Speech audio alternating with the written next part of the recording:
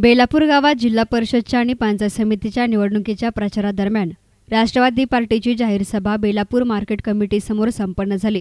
याप्रसंगी कार्यकर्ते मोठ्या संख्येने हजर होते। बेलापूर बुद्रुक गटाचे उमेदवार विराज भोसले आणि बेलापूर बुद्रुक गणाचे उमेदवार ॲडव्होकेट दीपक बारहाते हे राष्ट्रवादीचे अधिकृत उमेदवार असल्याने तसेच विराज भोसले हे नेहमी समाजकार्यामध्ये अग्रेसर असल्यामुळे त्यांचा अनेक लोकांशी चांगला संपर्क आहे आणि त्यांचा विजय निश्चित आहे। आमचे सर्व राष्ट्रवादींचे उमेदवार भरघोस मतांनी निवडून येतील असा विश्वास अविनाश आदिक यांनी S9शी बोलताना व्यक्त केला। सांगितलं की मी भयंकर आशावादी आहे कारण मी राष्ट्रवादी।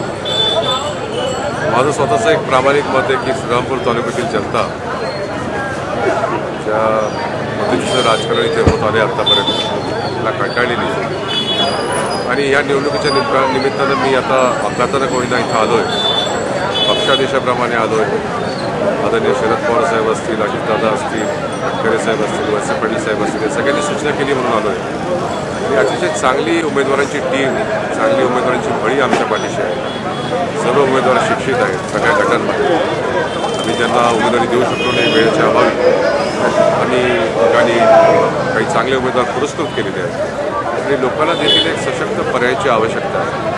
मी वारंवार जे सांगतोय की आम्ही श्रीरामपूरच्या या पंचायत समितीच्या आणि जिल्हा परिषदेच्या निवडणुकीकरता फक्त ही निवडणूक म्हणून पाहत नाही किंवा केवळ ह्या परिस्थितीचा या वर्तमानाचा विचार करत नाही। तालुक्याचं भावी नेतृत्व कसं असावं, तालुक्याचं भवितव्य कसं असावं या विषयावरती आम्ही आमचे विचार केंद्रित केलेले आहेत।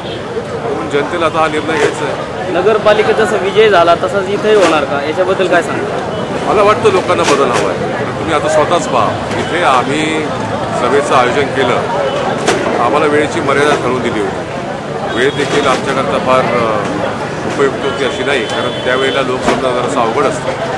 ग्रामीण भाग म्हटल्यानंतर, बाजारपेठ म्हटल्यानंतर लोक शक्यतो लवकर जमत नाही।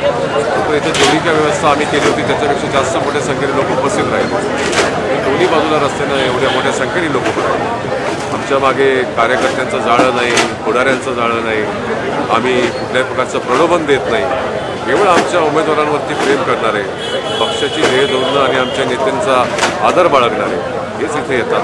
फक्त त्यांची संख्या किती आहे? इतरत्र आपण जर पाहिलं की इतर संघटनांच्या सभेला अशी गर्दी, अशी उत्स्फूर्त गर्दी कुठे होताना दिसणार नाही। आणि म्हणून मला खात्री वाटते, आशा वाटते की लोक आमच्या पाठीमागे।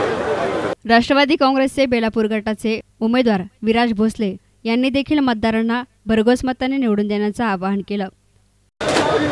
मी जे निवडून आलो, सर्वप्रथम पारदर्शक कारभार हा केला जाईल आणि बेलापुरात शांतता कशी निर्माण होईल या दृष्टीने निवडून आलेला या दृष्टीने प्रयत्न केला जाईल आणि जे अपूर्ण स्वप्न स्वर्गीय मुरली शेटगडवर ज्यांना आपण अंकर म्हणून समजायचं, ज्यांनी या गावाकरता ध्यास घेतला होता, त्यांच्याशिवाय हे कार्य पूर्ण होऊ शकत नाही। त्यांच्या नावाशिवाय हे गाव पूर्ण होऊ शकत नाही। त्यांच्या पावलावर पाऊल ठेवून विकास साधला जाईल एवढं मी ग्वाही देतो।